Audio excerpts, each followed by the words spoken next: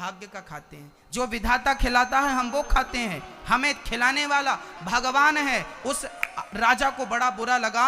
उस राजा ने 6 बेटियों का विवाह भले घर में किया, बड़े करोड़पति के घर पे किया, राजा महाराजाओं के घर किया, और उस एक बेटी का विवाह जिसने कहा था मैं अपने भाग्य से ईश्वर का दिया खाती हूं, उसका विवाह जंगल के एक फकीर से कर दिया। तो अपने भाग्य का खाती है ना, जा देख, फकीर से कर दिया। पर कहते हैं ना, भक्तों के भाग्य में होगा तो भाग कर आ जाएगा, और भाग्य में नहीं होगा तो आया हुआ भी भाग जाएगा। आप चिंता ना करें, जो आपको मिलना है वो ईश्वर आपको देके रहेंगे, और जो नहीं मिलना वो लाख प्रयास कर लो मिलेगा ही नहीं।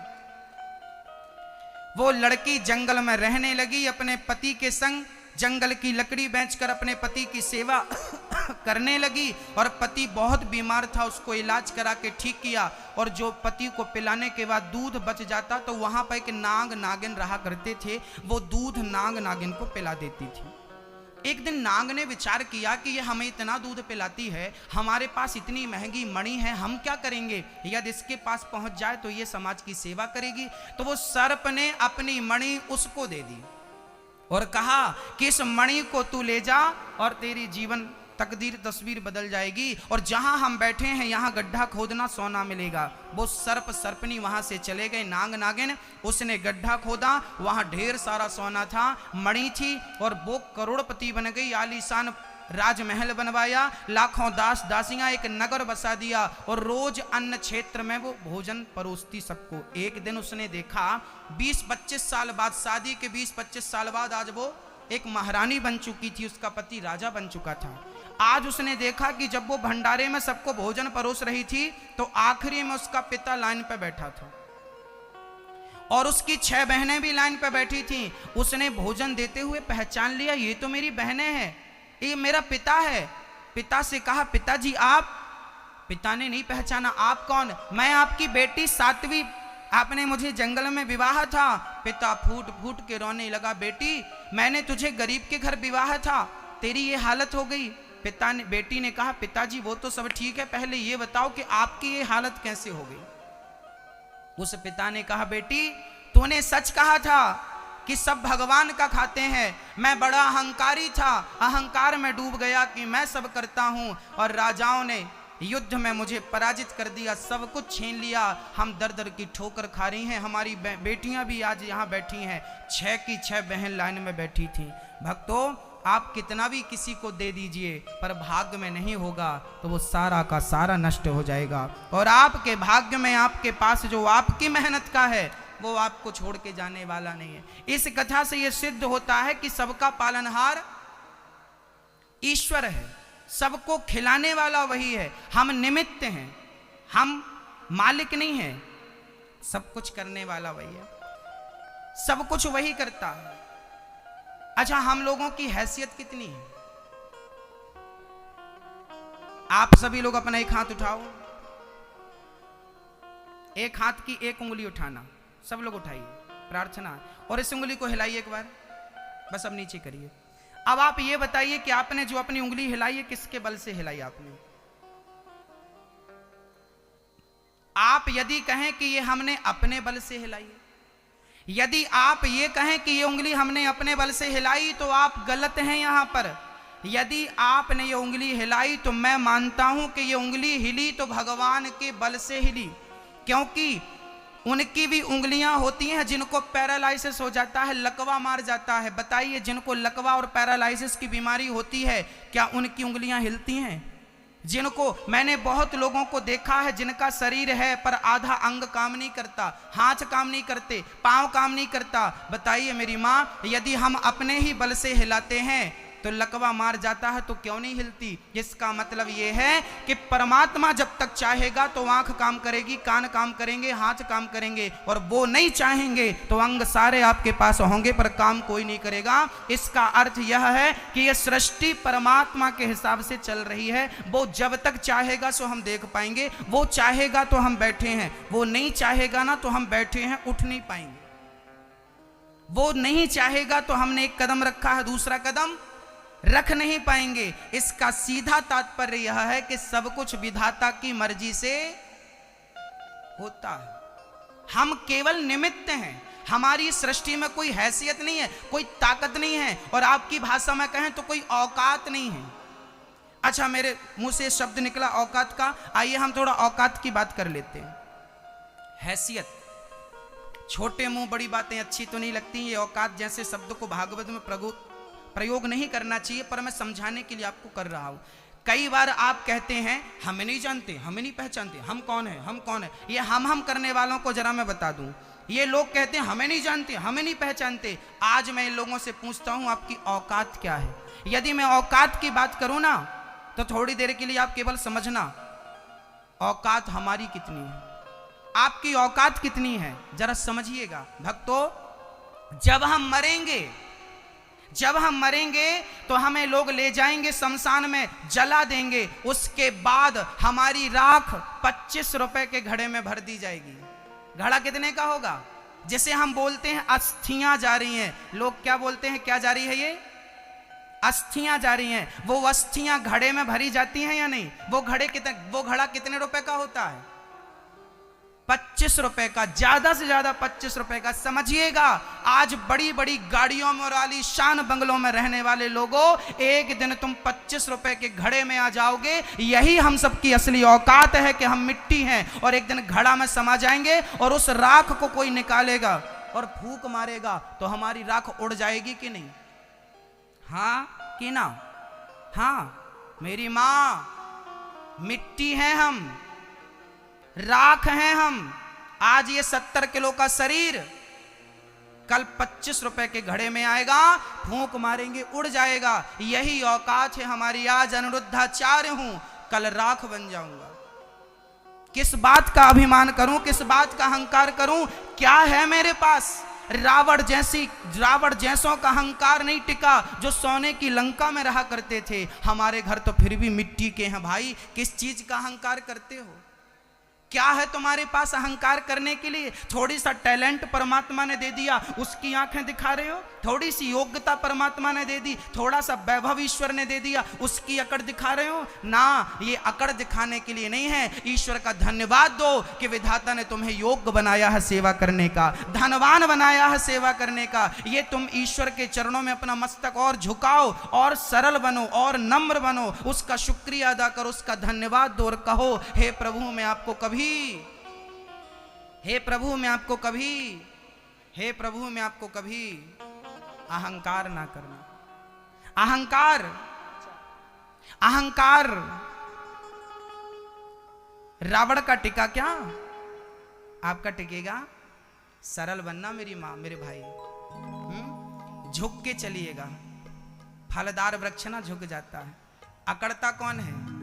झुकता वही है जिसमें जान होती है। और अकड़ खास मुर्दे की, मुर्दा अकड़ जाता है इसलिए बांध के ले जाते हैं। और तुम जीते जी अकड़ गए ना तो वो मरा हुआ मुर्दा है, तुम जिंदा मुर्दा हो, इसलिए अकड़ना मत, झुकना, सरल बनना। भगवान राम माता शबरी के घर चले गए, आहा झुक गए कि नहीं?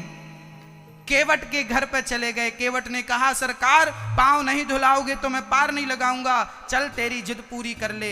आपसे कोई, आप करोड़पति बन जाओ और आपसे कोई जवान लड़ाए तो आप कहेंगे तेरी जवान काट दूंगा, मेरे से जवान लड़ाता है। पर धन्य है आज जगत के पालनहार से केवट ने जवान लड़ाई तो भगवान ने उसकी बात मान ली। धन्य है भगवान, आपकी भगवत्ता को हम प्रणाम करते हैं। हाँ एक डोली चली, एक अर्थी चली, एक डोली चली, एक अर्थी चली। डोली अर्थी से कुछ यूं कहने लगी, रास्ता तूने मेरा क्यों ये खोटा किया, सामने से चली जा तू ओ दिल जली।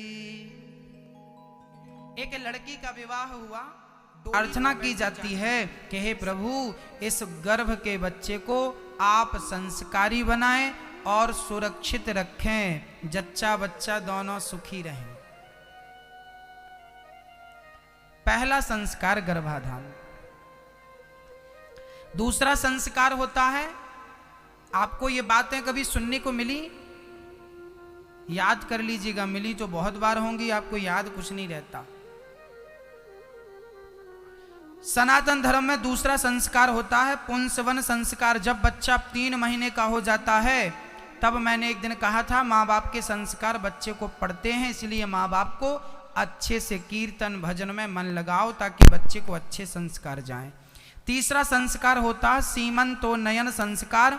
जब बच्चा 7 महीने का 6 महीने का गर्भ में हो जाता है तो माँ बाप को विशेष रूप से ब्रह्मचर्य का पालन करना चाहिए, ये संस्कार है। चौथा संस्कार है जात कर्म संस्कार।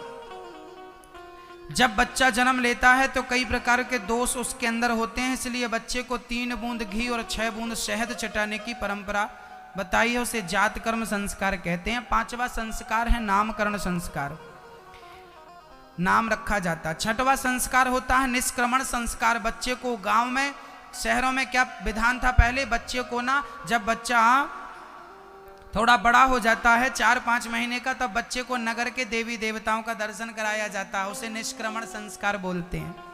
7वां संस्कार होता है जब बच्चा 6 महीने का पूरा हो जाता है तब बच्चे को खीर चटाई जाती है, उसे अन्नप्राश संस्कार कहते हैं। हमारे संस्कार भी पूरे वैज्ञानिक हैं। डॉक्टर कहते हैं कि बच्चे को 6 महीने तक केवल माँ का दूध पिलाना चाहिए। माँ के दूध के सिवा बच्चे को ना पानी की ना रोटी की कोई जरूरत नहीं पड़ती। हमारे शास्त्रों में लिखा है कि बच्चे का जो 7वां संस्कार है वो अन्नप्राश संस्कार है, और उसमें समय बताया है कि जब बच्चा 6 महीने का पूरा हो जाए तब अन्नप्राश संस्कार करना चाहिए, मतलब बच्चे को खीर चटानी चाहिए। देखिए साइंस भी वही कहता है कि बच्चा 6 महीने तक कुछ ना खाए पिए, माँ का दूध पर्याप्त है। वही हमारे संस्कार कह रहे हैं कि 6 महीने बाद अन्नप्राश संस्कार होता है। खीर चटाते ना बच्चे को, वो कब चटाते हैं, जब बच्चा 6 महीने का पूरा हो जाता है। ये 7वां संस्कार है। 8वां संस्कार है चूड़ा कर्म संस्कार, मुंडन संस्कार। मुंडन जानते हैं? 9वां संस्कार है कर्ण भेदन, कान छेदाना।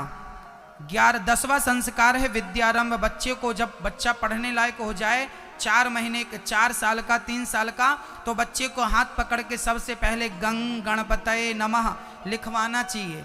और बच्चा जब पैदा होता है ना तो सबसे पहले उसके कान में हरे राम ओम नमो भगवते वासुदेवाय श्री कृष्ण गोविंद हरे मुरारी बोलना चाहिए उसके कान में। 12वां संस्कार है उपनयन यज्ञोपवीत संस्कार। 11वां संस्कार। 12वां संस्कार वेदारंभ संस्कार। 13वां संस्कार समावर्तन संस्कार। बेटे को शादी के पहले माँ बाप को एक प्रतिज्ञा करनी होती थी। माँ पूछती थी बेटा तू पढ़ लिख के आया, बड़ा आदमी बन गया, इंजीनियर डॉक्टर पायलट बन गया, कहीं मुझे छोड़ तो नहीं देगा? तब बच्चा कहता था माँ मैं आखिरी श्वास तक आपकी सेवा करूंगा, कभी आपको छोड़ूंगा नहीं। ये संकल्प के साथ ये संस्कार पूरा होता था। 13वां संस्कार समावर्तन संस्कार था ये। 14वां संस्कार होता है विवाह संस्कार। पहले बेटा संकल्प देता है कि माँ मैं आपकी सेवा करूंगा, उसके बाद उसकी शादी कराई जाती है। और आजकल शादी कराओ तो लेके भाग जाता है, मम्मी पापा जाएं। 15वां संस्कार होता है वानप्रस्थ संस्कार। गृहस्थी पूरी हो जाए तो घर परिवार से मन को हटाओ, तीर्थों का सेवन करो। और 16वां संस्कार होता है अंतिम संस्कार। क्या? जब आदमी मर जाता है तो बेटा पिता की खोपड़ी में खोपड़ी फोड़कर घी भरता है, उसे कपाल मोचन क्रिया बोलते हैं। यह क्रिया शमशान में होती है, उस समय को आखिरी संस्कार कहते हैं, अंतिम संस्कार कहते हैं। जब आदमी मर जाए तो कभी रोना नहीं चाहिए। आदमी जब मरता है, चाहे स्त्री मरे पुरुष मरे, कभी किसी के मरने पर रोना नहीं चाहिए। यदि आप रोए हैं तो मरने वाला आदमी सीधा नरक जाएगा।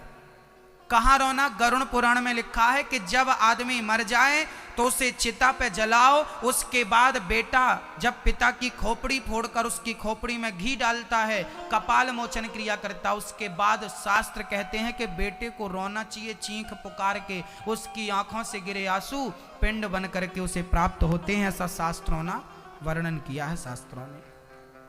अच्छा, मैं एक संस्कार की बात आपसे बात करूं।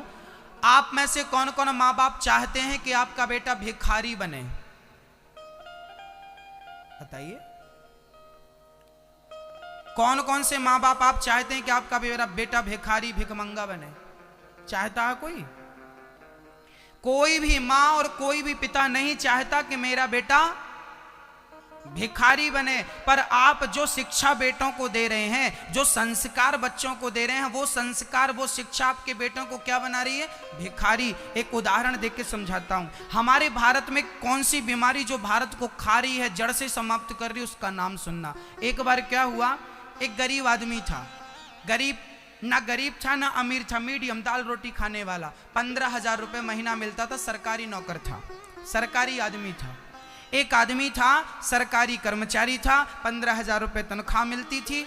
एक बेटी थी, एक बेटा था। बेटी सयानी हो गई, अब बेटी के लिए बाप ने बढ़िया सा लड़का ढूंढा, शादी की। मंडप के नीचे रस्म हो रही थी, पिता कन्यादान कर रहा था। कन्यादान के समय मंडप के नीचे एक रस्म होती है, बेटा लड़की का पिता अपने होने वाले दामाद से पूछता है कि बेटा तुम्हें क्या चाहिए। एक रस्म होती है, उसमें बेटा तुम्हें क्या चाहिए ऐसा लड़की का पिता पूछता है। तो लड़की के पिता ने कन्यादान दिया और लड़के से पूछा, बेटा तुम्हें क्या चाहिए? तो लड़के ने कह दिया कि हमें 4 चक्के की गाड़ी चाहिए, 4 व्हीलर चाहिए। अब जैसे ही 4 व्हीलर की डिमांड लड़के ने मंडप के नीचे की, तो लड़की के पिता के तो छक्के छूट गए। लड़की के पिता की इतनी ताकत तो नहीं थी ना कि वो दहेज में गाड़ी गिफ्ट कर सके। गरीब आदमी था, दाल रोटी 15,000 कमाने वाला, बताइए क्या 10 लाख की गाड़ी देने के लायक है? हाँ या ना जवाब दीजिए। नहीं ना। यही हुआ, उस लड़की के पिता ने हाथ जोड़कर कहा, बेटा मेरी इतनी ताकत नहीं है कि मैं तुझे गाड़ी गिफ्ट कर सकूं, मेरी इतनी हैसियत नहीं है, मैं इतना बड़ा आदमी नहीं हूं। लड़के ने कहा, तो शादी नहीं होगी, हम जा रहे हैं, हमें तो गाड़ी चाहिए, नहीं तो हम तो जा रहे हैं।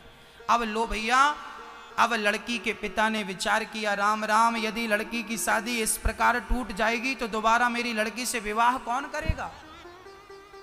मेरी बेटी का कहीं जीवन खतरे में ना पड़ जाए, कहीं मेरी बिटिया जीवन भर के लिए कलंक ना बन जाए। अब कौन शादी करेगा यदि ये बारात लौट कर चली गई? अब सोचिए उस बाप के अंदर क्या गुजर रही होगी जिसे रातों रात एक गाड़ी की व्यवस्था करनी थी। परिणाम क्या हुआ? लड़की के पिता ने रातों रात अपना घर गिरवी रख दिया। ये कहानी एक सत्य घटना है, मैं कहानियां नहीं सुना रहा हूं आपको, एक सही घटना सुना रहा हूं। जीवन में हर रोज घटने वाली घटनाएं हैं ये। उस लड़की के पिता ने अपना घर गिरवी रख दिया। क्या रख दिया? गिरवी रख दिया। और उस घर के उसे 10 लाख रुपए मिले। उस 10 लाख में लड़की के पिता ने सुबह जल्दी से गाड़ी खरीदी और अपने दामाद को गाड़ी की चाबी दी, सरकार ये लीजिए चाबी। उसी गाड़ी में बैठकर लड़का गया, बेटी विदा हो गई। चलिए, पिता तो जैसे तैसे घर द्वार बेच के बेटी का घर बसा ही देता है, बाप तो बाप होता है। हाँ, लड़की जब ससुराल गई, एक दिन लड़का बोला, चलो आज तुम्हें घुमा के लाते हैं। आज गाड़ी लड़का चला रहा हो, बाजू की सीट में लड़की बैठी है और बड़ी तेज गाड़ी चली। आगे मंदिर था, कुछ भिखारी लोग इस पार से उस पार मंदिर की तरफ रोड पार कर रहे थे। तभी एक अपंग आदमी, विकलांग, अपाहिज, इसका एक पांव टूटा था, वैसाखी लेके ये पार हो रहा था सड़क। तभी साहब बड़ी तेज गाड़ी चलाकर लाए और गाड़ी देखा इन्होंने कि भिखारी बीच में आ गया। अब ये लड़का ब्रेक पे चढ़ गया, बिल्कुल घिसटती हुई गाड़ी जाकर भिखारी के पास खड़ी हो गई। भिखारी बाल बाल बच गया, एक्सीडेंट होते होते बच गया। अब लड़के ने गाड़ी से उतरकर भिखारी को जो डांटा, अरे भिखारियों, तुम लोगों के कारण एक्सीडेंट होता है, क्या जरूरत थी सड़क पार करने की? कमा के खा नहीं सकते, भीख मांगते रहते हो। लड़की ने निकलकर झोली से 100 रुपए निकाले और भिखारी को दिया। लड़का बिगड़ गया, क्यों, क्या जरूरत थी तुम्हें 100 रुपए देने की? इन भिखारियों का मनोबल ऐसे ही तो बढ़ता है। तब उस लड़की ने मुस्कुराते हुए कहा कि स्वामी जी, ये तो अपाहिज है, इसे तो भीख की जरूरत थी, पर आप तो अपाहिज नहीं थे ना, फिर भी तो मंडप के नीचे बैठकर भीख मांगी कि नहीं? भिखारी वो नहीं होते जो मंदिर के सामने भीख मांगते हैं, भिखारी उन्हें भी कहा जाता है जो दहेज की भीख मांगते हैं। दहेज मांगने वालों को इन्हें भिखमंगा कहा जाता है। क्या बोला जाता है? यही भीख मांगने वाले बड़े भिखमंगे हैं। तो मेरी माँ, कहीं आप अपने बच्चों को भिखमंगा ना बना देना, मुझे तो डर लग रहा है। मैं आप सभी से प्रार्थना हाथ जोड़कर करूंगा कि आप अपने बच्चों को इतनी बढ़िया शिक्षा देना और इतने बढ़िया संस्कार देना, इतना ज्यादा टैलेंट देना कि उन्हें किसी के सामने हाथ फैलाने की जरूरत ना पड़े। उनकी जो इच्छाएं हो वो अपनी कमाई से पूरी करें, किसी के सामने झोलियां फैलाने की जरूरत ना पड़े। अपने बच्चों को योग्य बनाइए ताकि हमें दहेज की भीख लेना ना पड़े। बताइए, हमारे भारत में क्या दहेज जैसी परंपराएं शोभा देती हैं? क्या होना चाहिए, हाँ या ना? तो आप अपने बेटे के लिए दहेज मांगोगी? आप मांगोगे अपने बेटे? यदि मांगोगे तो लिख लेना अपने घर के बाहर, भिखमंगे का घर यही है। और यदि आप भीख मांगोगे ना तो मैं आपके सपने में आके आपको बोलूंगा कि भिखमंगे भीख मत मांग, अपने बच्चों को योग्य बना, अपने बच्चों को टैलेंट दे।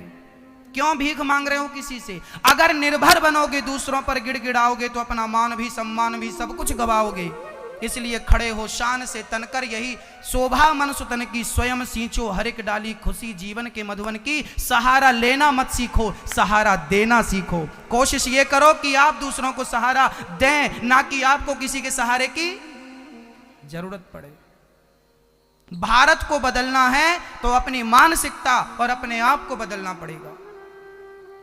दहेज जैसी परंपराएं भारत को खोखली करती चली आई। बाप के लिए लड़की चिंता का विषय बन जाती है क्योंकि बहुत सारा दहेज देना पड़ता है। जिसकी 2 बेटियां होती हैं वो दिन भर कमा कमा के यही सोचता है कि शादी इसमें हो पाएगी कि नहीं। कई बार तो माँ बाप बेटी के लिए खेत खलिहान, अपना घर, अपना शरीर, अपने आप को गिरवी रख देते हैं। भक्तों, कभी समाज में निकल के देखिएगा कि दहेज की कितनी बड़ी भूख है लोगों में।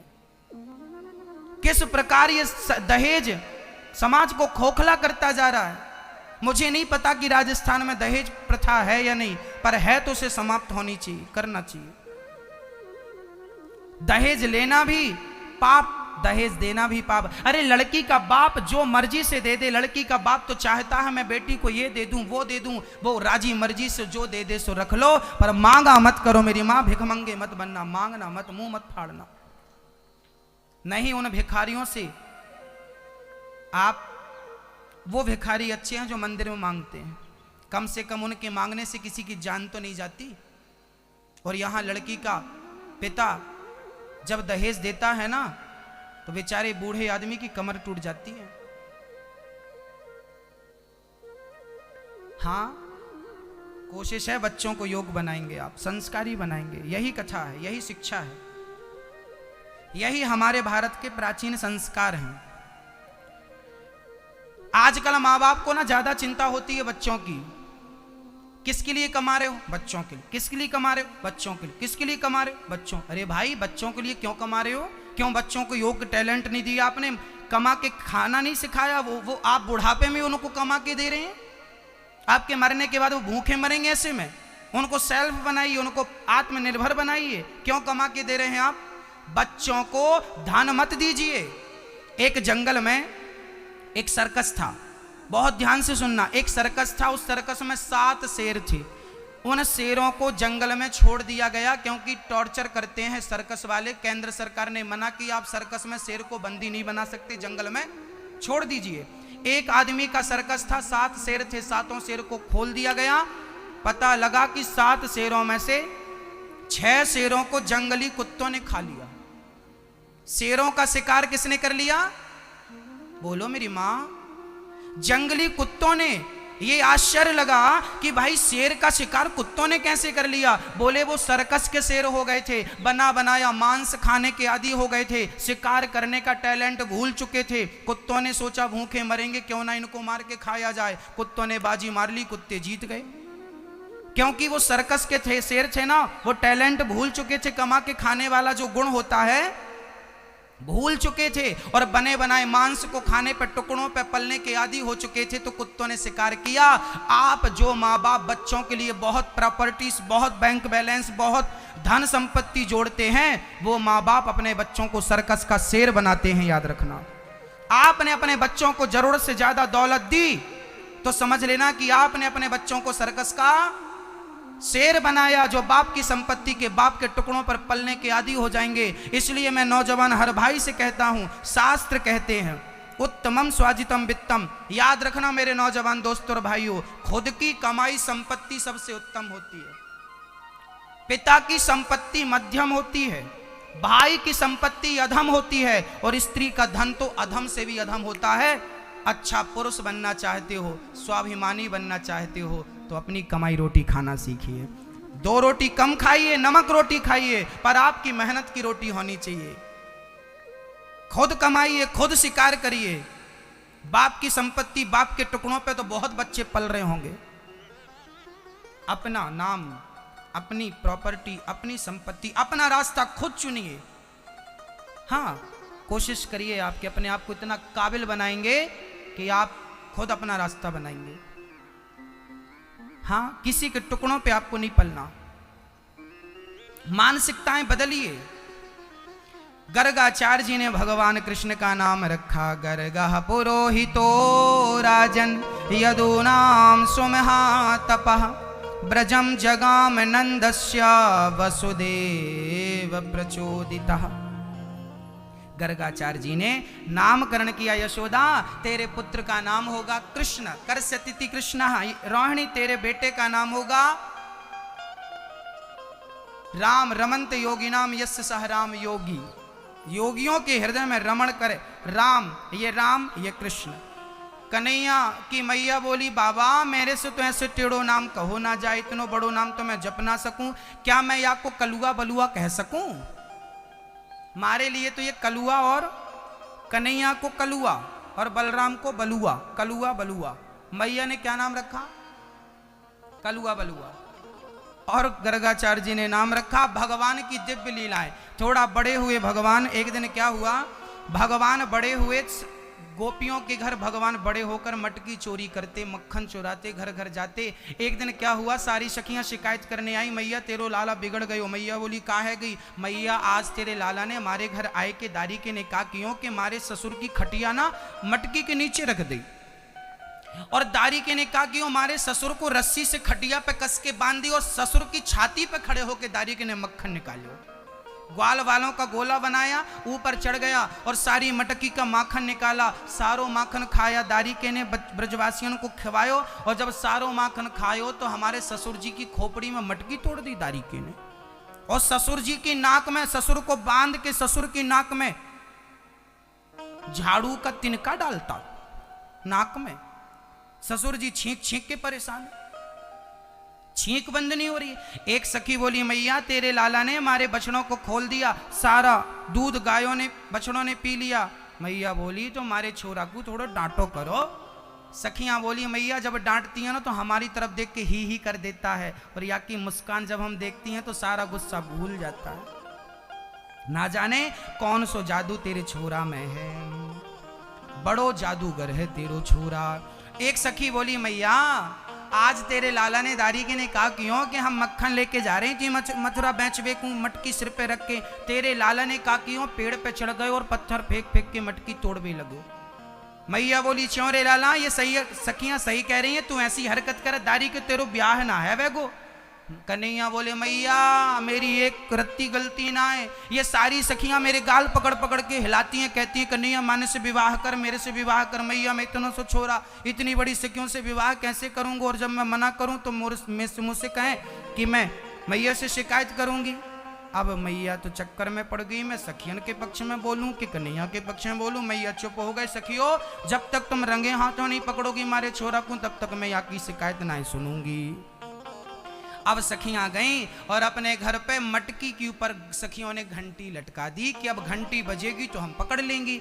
अब कन्हैया चुपके चुपके चुपके चुपके गए और मटकी तोड़ने, मटकी पकड़ने लगे। देखा तो घंटी बंधी। कन्हैया बोले, राम राम आज का प्रोग्राम तो कैंसिल करना पड़ेगा, मटकी के ऊपर घंटी बंधी, अभी पकड़ेंगे, घंटी बजेगी, सखी पकड़ लेगी। अब एक क्या हुआ, भगवान जाने लगे। घंटी ने कहा, सरकार कहाँ जा रहे हो? भगवान बोले, तुम क्यों लटक रही हो यहाँ, मंदिर में क्यों नहीं बैठी तुम? घंटी बोली, सरकार मेरी थोड़ी मर्जी है, सखी ने जबरदस्ती बांध दिया, मैं क्या करूं? तो भगवान बोले, सुनो तुम बजना मत, बंधी रहना चुपचाप, ठीक है सरकार नहीं बजेंगे। अब भगवान ने ग्वाल वालों का गोला बनाया, एक के ऊपर भगवान चढ़े और मटकी से मक्खन निकाल के सारा मक्खन खाया, घंटी नहीं बजी। जब सबने मक्खन खा लिया, भगवान की इच्छा हुई थोड़ा सा मैं भी तो खाऊं, और जैसे ही भगवान मक्खन खाए वे लगे तो घंटी टन टन टन टन टन टन टन टन बजने लगी। भगवान बोले घंटी क्यों बज गई? तब घंटी ने कहा प्रभु ये दुनिया के लोग जब खाते हैं तो मेरा बजना जरूरी नहीं होता, पर मेरे गोविंद भोग लगाए और मैं ना बजूं, ये कैसे हो सकता है? भगवान को मक्खन खाते थे, घंटी बजी, गोपियां आई, सारे ब्रजवासी भाग गए और कन्हैया मटकी पे लटके रहे।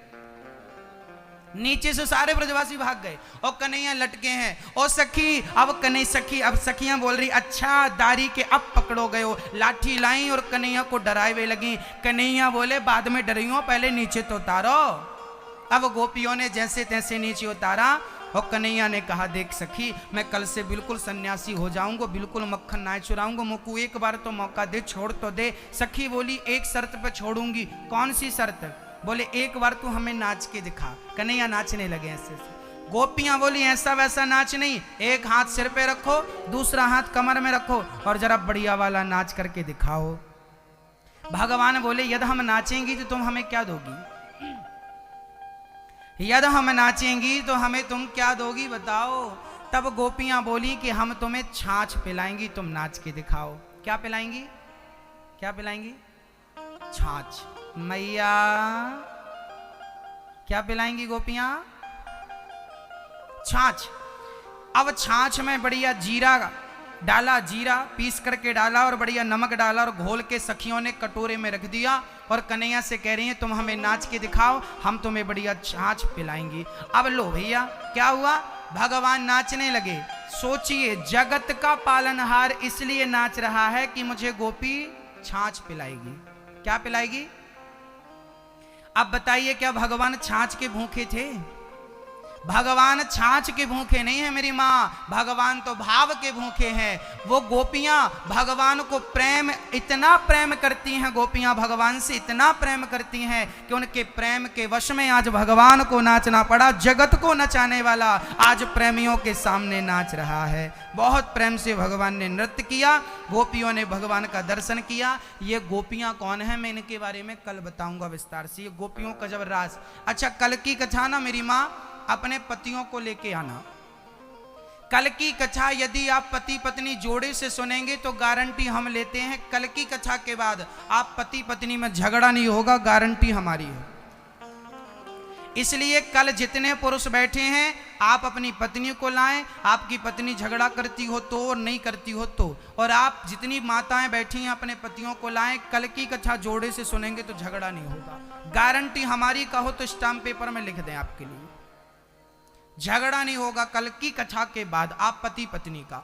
इसलिए जो टीवी पर सुन रहे हैं आप भी पति पत्नी जोड़े से सुने, और जो यहां बैठे हैं आप भी पति पत्नी जोड़े से कल की कथा सुने, बहुत जरूरी है कल की कथा। हाँ अब आप आगे चलते हैं। अब सारी गोपियां शिकायत कर रही हैं, भगवान इस प्रकार गोपियों को आनंदित करते हैं। ये भगवान की लीला है। एक दिन क्या हुआ, भगवान ने मिट्टी खा ली। क्या खा ली भगवान ने? मैया बोली च्योरे लाला तने माटी खाई? कन्हैया बोले माटी खाई? चल मुंह खोल। जब अपना मुंह खोला भगवान ने तो भगवान के इतने से मुंह में क्या नजर आया? इतने से मुख में पूरा ब्रह्मांड, अतल वितल सुतल तलातल रसातल महातल भूर भुव स्वः, स्वर्ग लोक महर लोक जन लोक, सारे लोक सब कुछ नजर आया। मैया घबरा गई, राम राम ये मेरो छोरा है कि भगवान है? हाथ जोड़वे लगी, भगवान ने मुंह बंद कर लिया। मैया ने बोला लाला तू भगवान है का? कन्हैया बोले मैया मैं तो भगवान ना है, मैं तो तेरा छोरा हूं। तो मुंह खोल। फिर से मुंह खोला। अब देखा मैया ने तो कुछ भी नजर नहीं आया। कन्हैया बोले मैया क्या हुआ? मैया बोली राम राम लाला मैंने तेरे मुंह में पूरा ब्रह्मांड देखो दारी के, तू भगवान तो ना है। कन्हैया बोले मैया बुढ़ापे में तेरी आंखें खराब है गई हैं। कन्हैया को गोद में उठाती है, घर ले आती है। यहाँ एक प्रश्न खड़ा होता है, पहले भगवान मुख में ब्रह्मांड दिखाते हैं और दोबारा में वो छिपा लेते हैं। यदि छिपाना ही था तो दिखाया क्यों? भक्तों अब यहां आप समझिए क्या होता है। कि भगवान ने अभी मटकी तोड़ी, मक्खन चुराया, चोरी की। अब बताइए, आप ये बताइए कि आपकी सोसाइटी में कोई आदमी चोरी करता हुआ पकड़ा जाए तो उस आदमी को आप अच्छा कहेंगे कि बुरा कहेंगे? बताइए मैया जी। आपकी कॉलोनी में, आपके घर के आसपास कोई चोरी करता हुआ पकड़ा जाए, उसे आप अच्छा मानेंगे कि बुरा? चोर को अच्छा माना जाता है कि बुरा? चोर को हमेशा बुरा माना जाता है। यदि चोर भगवान ने मक्खन चोरी की, मटकी तोड़ी, तो कोई भी आदमी आज मुसलमान भाई कह देगा कि तुम्हारे भगवान तो चोर थे, चोरी करते थे। तो आप कहीं कंफ्यूज ना हो जाएं। यहां भी एक सिद्धांत की बात आपको समझाऊंगा। भगवान ने कहा कि मैं मनुष्य बनकर आया हूं, मैं बच्चों में बच्चों की तरह साधारण लीलाएं करता हूं, पर मुझे तुम साधारण समझने की भूल ना करना। आज भगवान ने अपना मुंह खोल के ब्रह्मांड का दर्शन करा दिया कि मैं मटकी चुराता हूं केवल इसलिए, गोपियों की खुशी के लिए। जिस दिन भगवान मक्खन चुराने नहीं जाते थे, उस दिन गोपियां रोया करती थीं कि आज मैंने कौन सा पाप किया जो कृष्ण का दर्शन नहीं हुआ। ये गोपियां जन्म जन्म की भक्त थीं, इस जन्म में भगवान के दर्शन का सौभाग्य इन्हें मिला है, और आज माखन चोरी करते, भगवान के घर जाकर अनेक लीलाएं करते हुए इन्हें आनंदित करते हैं। वही भगवान आज मुंह खोलकर बतलाते हैं कि मैं ही अखिल ब्रह्मांड नायक हूं। मुझे साधारण, मैं लीलाएं साधारण करता हूं, पर मुझे साधारण समझने की गलती ना करें, मैं ही अखिल ब्रह्मांड नायक हूं। सिद्ध कर दिया भगवान ने मुंह खोलकर। उस पर संदेह ना किया जाए, उस पर श्रद्धा रखी जाए, इसलिए मुंह खोलकर दिखाया। परीक्षित ने प्रश्न किया कि गुरुदेव, एक बात हमें समझ नहीं आई। क्या? बोले यशोदा मां, आपने आखिर ऐसा कौन सा पुण्य किया है जिस पुण्य के कारण आज हमें यशोदा को बेटे के रूप में कृष्ण मिले हैं? तब सुखदेव जी कहते हैं, राजन, ये यशोदा पिछले जन्म में धरा नाम की कन्या थी। यशोदा का पिछले जन्म में नाम क्या था? धरा। धरा नाम की एक स्त्री थी, जंगल में रहकर भजन करती थी, भगवान से बहुत प्रेम करती थी। एक दिन इनकी कुटिया पे कुछ संत आए। संतों ने कहा, बेटी बड़ी भूख लगी है, क्या भोजन मिलेगा? संतों को भोजन देने के लिए कह दिया। महात्मा जी आप स्नान करिए, मैं भोजन तैयार करती हूँ। धारा ने जब रसोई में जाकर देखा तो अन्न का एक दाना नहीं था। धरा घबरा गई, मैं कैसे भोजन कराऊं संतों को? तब पास में एक गांव था, धरा जी गांव चली गई और गांव में एक साहूकार के घर जाकर कहा, सेठ जी हमें 2 रुपए उधार दे दो, हम जंगल की लकड़ी काट कर आपका कर्जा चुका देंगे, हमारे घर संत आए हैं, उन्हें भोजन कराना है। सेठ की नीयत बदल गई, बिगड़ गई। धरा बड़ी सुंदर थी ना, बहुत सुंदर थी। धरा को देखकर नीयत बदल गई। सेठ ने कहा, तुम्हें पहले कुछ गिरवी रखना पड़ेगा, तब मैं जाकर तुम्हें 2 रुपए दूंगा। धरा बोली, मैं जंगल की लकड़ी बेचकर कर्जा चुकाऊंगी, गिरवी रखने को कुछ होता तो मैं बेचकर संतों की सेवा नहीं कर लेती। सेठ ने कहा कि तुम इतनी सुंदर हो, तुम एक बार हमें मिल जाओ तो हम तुम्हें 2 रुपए तो यूं ही दे देंगे। धरा बोली, मैं आपकी बात समझी नहीं, आप क्या कहना चाहते हैं? तब उस सेठ ने कहा, धरा देख, तू बहुत जवान है, बड़ी सुंदर है, तेरे स्तन मुझे बड़े प्रिय लग रहे हैं, यदि तू अपने स्तन मुझे दे दे तो मैं तुझे 2 रुपए दे दूंगा। धरा बोली, अच्छा, मुझे 2 रुपए के लिए अपने स्तनों का दान करना पड़ेगा? हाँ हाँ। सेठ ने कहा, हाँ, तुम्हें अपने आप को हमें देना पड़ेगा। धरा बोली, सौदा मंजूर है। तुझे मेरे स्तन चाहिए? हाँ। पास में चाकू पड़ी थी भक्तों, चाकू से धरा ने अपने दोनों स्तनों को काट दिया और काट कर सेठ के हाथों में दे दिया। तुझे मेरे स्तनों से प्यार था सो स्तन रख। 2 रुपए उठाकर बाजार चली गई, मेवा मिष्ठान सामग्री खरीद कर गई और बढ़िया दाल चावल सब्जी रोटी मालपुआ पूड़ी इमरती बनाती है और संतों को परोसती है। संतों ने कहा, देवी आपका शरीर रक्त से भरा है, इतना रक्त कैसे? तब धरा ने कहा, महात्मा जी आपकी थाली में जो रोटी है उसके लिए मुझे अपने स्तनों का दान करना पड़ा। तब वो संत से भगवंत प्रकट हो गए। देवी मैं प्रसन्न हो गया आपके दान से, आपके भाव से। आपने संत सेवा के लिए अपने स्तनों का दान किया है, अगले जन्म में मैं आपका बेटा बनकर इन्हीं स्तनों का पान करूंगा। आज वही भगवान कृष्ण है और वही धरा यशोदा। आज यशोदा का दूध भगवान क्यों पी रहे हैं? जिसके एक झलक पाने को बड़े बड़े संत तरस रहे हैं, आज वो यशोदा की गोद में खेल रहा, यशोदा का दूध पी रहा है। तो क्या बिना पुण्य की यशोदा को कृष्ण की प्राप्ति हो गई मेरी माँ? नहीं, अपने स्तनों को काट कर दान दिया था, ये सेवा का भाव था। आज वही धरा भगवान को उखल से बांधती है। हम चर्चा को आगे बढ़ाएं। कथा यूट्यूब से, अब टीवी से कटेगी, यूट्यूब पे आएगी। जो टीवी से जुड़े भक्त हैं, आप कथा यूट्यूब पर देखिए अब। और भक्तों, ये कथा यूट्यूब पर चल रही है, आप सभी को ये कथा अपने रिश्तेदारों को, अपने मित्रों को व्हाट्सएप पे, फेसबुक में इस कथा की लिंक शेयर कीजिए। अपने मोबाइल पे अनिरुद्धाचार्य जी डालेंगे, ये कथा आपको मोबाइल पे भी सुनने को मिलेगी। आज बड़ी अच्छी बात है कि हमारे बीच में राजस्थान के मुख्यमंत्री श्री अशोक गहलोत जी के सुपुत्र श्री वैभव गहलोत जी यहाँ हमारे बीच में है। सुंदर तालियां बजाकर भैया वैभव जी का स्वागत करें। आपने इतना अनमोल समय निकाला है कि आप कथा तक पहुंचे हैं, स्वागत है आपका। अनमोल समय निकाला है आपने, बड़े व्यस्ततम जीवन से आप निकल कर आ रहे हैं। भगवान श्री कृष्ण, एक बार सुंदर तालियां बजाएं। भगवान श्री कृष्ण उखल से भगवान श्री कृष्ण को मां यशोदा ने बांधा जब घर पर चोरी की। किससे बांधा? उखल से।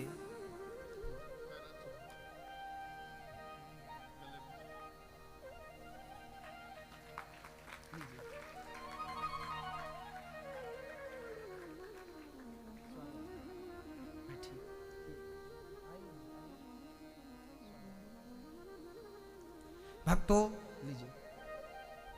आप सबका स्वागत है। भगवान श्री कृष्ण ने उखल को टेढ़ा किया। भैया जी आइए।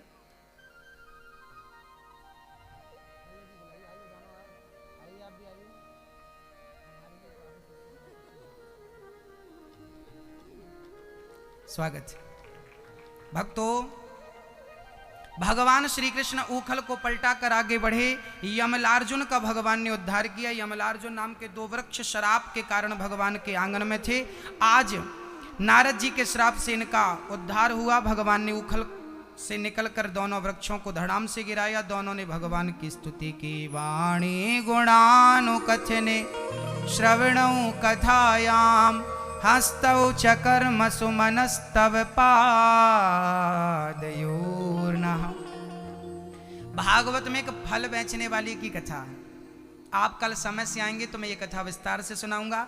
भगवान ने अघासुर का उद्धार किया है और ब्रह्मा जी के मोह को भंग किया है। अच्छा, भगवान के कुछ मित्र थे। भगवान की मित्र मंडली में एक आदमी था जो सबसे गरीब था, नाम था मधुमंगल। एक दिन सारे ब्रजवासी अब भगवान वृंदावन गए हैं गोकुल छोड़कर। वहां भगवान को मारने बकासुर आया, भगवान ने बकासुर को मारा। अघासुर आया, अघासुर को मारा। एक दिन भगवान ब्रजवासियों के बीच में भोजन कर रहे थे, सारे लोग भोजन कर रहे थे। तभी जो ब्रजवासी जो कुछ लाया था वो भगवान को खिला रहा था। कोई लड्डू, कोई रसमलाई, कोई इमरती, कोई पूड़ी, कोई गुलाब जामुन। पर एक भगत था, बड़ा गरीब था, नाम था मधुमंगल। क्या नाम था? बड़ा गरीब था। उसके मन में विचार आया कि काश मैं भी अपने घर से कुछ लाया होता तो आज कन्हैया को अपने हाथों से खिलाने का मुझे भी सौभाग्य मिल रहा होता। पर गरीब इतना था कि कुछ लाया नहीं। अब वो मंगल मन में विचार कर ही रहा था कि वो विचार भगवान तक पहुंच गए। और भगवान ने मंगल से कहा, मंगल ये बताओ हमारे लिए क्या लाए हो? मंगल ने कहा, प्रभु कुछ नहीं लाया। तो लेकर आओ। मंगल दौड़ा दौड़ा घर गया। माँ माँ माँ, मेरे लिए क्या बनाया है माँ? माँ ने कहा, बेटा हमने आपके लिए कुछ नहीं बनाया, परसों कढ़ी बनी थी वो रखी है, तुम्हें पीना हो पी लो। क्या रखी है? कढ़ी। अब मंगल वो कढ़ी पीता। अब वो कढ़ी मंगल लेकर चला। रास्ते भर सोचता गया, ये बासी कढ़ी कन्हैया को खिलाऊंगा, कहीं बीमार ना पड़ जाए, कहीं कन्हैया बीमार 56 भोग खाने वाले कहीं बीमार ना पड़ जाएं। मंगल यमुना के तट पर खड़ा हुआ और पूरी कढ़ी गट गट गट गट गट गट करके खुद पीने लगा। मंगल को भगवान ने देखा, मंगल मेरे लिए कढ़ी लाया, खुद डकार गया, मेरे लिए क्यों नहीं छोड़ा? तब मंगल जल्दी जल्दी में जो बची थी यमुना में फेंक दी, पर कढ़ी जल्दी जल्दी पी छी ना तो मुंह पे कड़ी भरी रही है, मुंह फूला रहा। भगवान ने कहा पूरी तूने पी ली है, जो तेरे मुंह में है वो मत पीना। भगवान ने अपना मुंह मंगल के मुंह पे लगाया और मंगल के गाल में एक ठोकर लगाई तो मंगल के अंदर की कड़ी भगवान के अंदर आ गई। भगवान ने उस जूठन कड़ी का पान कर लिया। बोलिए भक्त वत्सल भगवान की। भक्तों, भगवान उगलन भी खाने को तैयार है। अच्छा, बच्चे का उगलन कौन खा सकता है ये बताइए? माँ, इसलिए भगवान को माँ कहा है, त्वमेव माता, अच्छा पिता बाद में। अर्थात आज भक्त का उगलन खाकर भगवान ने सिद्ध कर दिया कि मैं ही तुम सबकी माँ हूं, मैं ही तुम सबका पालनहार हूं। आज भगवान भक्त के भाव को देखते हैं। भक्तों, प्रेम का भूखा हूं मैं, भाव का भूखा हूं मैं, भाव ही एक सार है और भाव से भजले मुझे तो भव से बेड़ा। बस भक्तों, प्रेम पूर्वक भगवान ने झूठी कड़ी खाई। इस दृश्य को ब्रह्मा ने देखा, ये कैसा भगवान है, ये झूठी कड़ी खाता, ये भगवान हो नहीं सकता। ब्रह्मा ने ब्रजवासियों को और बछड़ों को चुराकर भगवान की परीक्षा ली। तब भगवान खुद ब्रजवासी और ग्वालवाल बन के लीला को आपने चालू रखा। क्या हुआ? बोले ब्रह्मा बाद में शरण में आ गए और भगवान की स्तुति करते हैं। जब ब्रह्मा ने राधा के संग कृष्ण का विवाह कराया, आप लोगों ने सुना, आप लोग कहते हैं गुरुजी कृष्ण ने राधा से विवाह क्यों नहीं किया? अरे भाई साहब, किया है, सुन लो। कृष्ण ने राधा से क्या किया है? विवाह किया है। कहां किया है? भांडीव वन में। किसने कराया है? ब्रह्मा जी ने कराया है। कहां लिखा है? गर्ग संहिता में लिखा है। राधा का कृष्ण से विवाह हुआ है। आपने नहीं सुना हो तो सुन लीजिए। कई बार लोग कहते ना, राधा से प्रेम करते थे तो विवाह क्यों नहीं किया, विवाह क्यों नहीं? अब तुम्हें पता नहीं है तो हम क्या करें भाई? सत्संग करते नहीं, बस प्रश्न करते हो। किया है। 16,108 पत्नियों के सिवा भी भगवान की राधा जैसी तमाम पत्नियां थी। राधा तो थी ही। और यहां मैं राधा के विषय में एक बात कहूं, विवाह करने के लिए दो लोगों का होना जरूरी है, स्त्री का और पुरुष का। राधा ही कृष्ण है और कृष्ण ही राधा है, ये दोनों एक ही हैं, तत्व एक ही है। लीला करने के लिए दो रूपों में उपस्थित हैं। तो ये सुंदर सी चर्चा है। धेनुकासुर का उद्धार हुआ। कालिया नाग सारे यमुना जल को दूषित कर रहा था। गेंद का खेल खेल में भगवान ने गेंद में ऐसी ठोकर मारी, काली देह पर गिर पड़ी। श्री दामा बोला मेरी गेंद ला कर दो। भगवान कूद पड़े। कालिया नाग पूंछ से भगवान को पकड़कर जकड़ लिया। भगवान ने अपना शरीर फुलाया और कालिया नाग की नस नस तोड़कर तांडव करने लगे। कालिया नाग चरणों में गिर पड़ा। भगवान बोले यहाँ छोड़कर रमण द्वीप जाओ, यमुना जल को दूषित ना करो। कालिया नाग को भगवान ने वहां से भगाया। प्रलंबासुर का उद्धार हुआ। और आज भगवान ने गोपियों का सुंदर सा वर्णन। भगवान मोर पंख क्यों धारण करते हैं, क्यों लगाते हैं? कारण है, क्योंकि मोर ने ही सबसे पहले कृष्ण को राधा से मिलाया था। तो राधा ने ही मोर पंख कृष्ण को गिफ्ट किया था। पहले मिलन की पहली भेंट राधा ने कृष्ण को क्या दिया था? मोर पंख। उस मोर पंख को भला कृष्ण कहाँ रखते? तो अपने मुकुट पर सजा लिया कि ये मेरी राधा रानी का दिया पहला तोहफा है। राधा रानी के इस मोर पंख को जब मैं धारण करूंगा तो मुझे राधा की याद आएगी। कहा यह भी जाता है कि मोर जब नाचता है तो मोर की आंखों से पानी निकलता है, आंसू। उस आंसू को पीकर मोरनी गर्भ धारण करती है। अर्थात मोर और मोरनी के अंदर कोई वासना नहीं होती, वो इस प्रकार अपनी सृष्टि बढ़ाते हैं। तो भगवान कहते हैं जो निर्विकार होता है मैं उसे अपने मस्तक पे धारण करता हूं। मोर निर्विकार है, मोर के अंदर कोई वासना नहीं होती, इसलिए भगवान उसे अपने मस्तक पे धारण करते हैं। ये दो कारण हैं। चीर हरण गोपियों के वस्त्र भगवान ने चुराए क्योंकि वो निर्वस्त्र होकर स्नान कर रही थी। कहीं गलत परंपरा चालू ना हो जाए निर्वस्त्र होकर नहाने की, इसलिए भगवान ने इस परंपरा को रोका। कई लोगों को बड़ी प्रॉब्लम है, भगवान ने वस्त्र क्यों चुराए? अरे भाई नहीं चुराते तो आज लोग निर्वस्त्र नहाते। अभी भी नहा रहे हैं लोग निर्वस्त्र। निर्वस्त्र नहाने से पाप लगता है। कहीं बहन बेटियां नदी तालाब में ये परंपरा ना बना लें कि निर्वस्त्र होके गोपियां नहाई थी सो हम भी नहाएंगे, तो भगवान ने कपड़े चुरा कर रोका कि ये गलत है, ऐसे नहीं नहाते, कपड़े पहन के नहाओ, है ना। ये भगवान ने बाद में वस्त्र लौटाए हैं। यज्ञ पत्नियों पर कृपा हुई और आज भगवान ने माँ से कहा, माँ आप बड़ी तैयारी कर रही हो, किसका भोग लगाना है। मैया बोली